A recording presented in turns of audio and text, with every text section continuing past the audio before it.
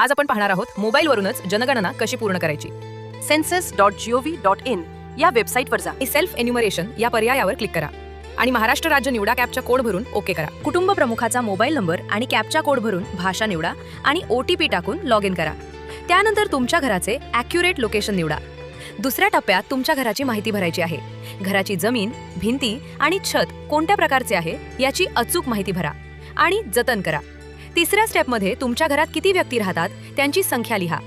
त्यानंतर कुटुंब प्रमुखाचे लिंग, जातीचा प्रवर्ग, घराचा मालकी हक्क, खोल्यांची संख्या आणि घरात किती विवाहित जोडपी राहतात याची निवड करून माहिती सेव्ह करा।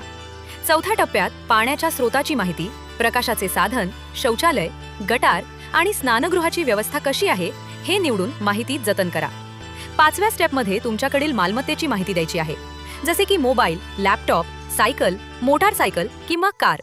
तसेच तुमच्या कुटुंबात खाल्ले जाणारे मुख्य धान्य निवडा आणि संपूर्ण माहिती मसुदा म्हणून सेव्ह करा। शेवटी भरलेली सर्व माहिती एकदा तपासून घ्या। काही चूक असल्यास दुरुस्त करा आणि मग सबमिट करा। सबमिट केल्यावर तुमचा स्वगणना ID जनरेट होईल, तो जपून ठेवा। जेव्हा जनगणना कर्मचारी तुमच्या घरी येतील तेव्हा त्यांना फक्त हा ID द्या। अजून सविस्तर माहिती हवी असल्यास कमेंट करा आणि सबस्क्राईब करा। जय महाराष्ट्र।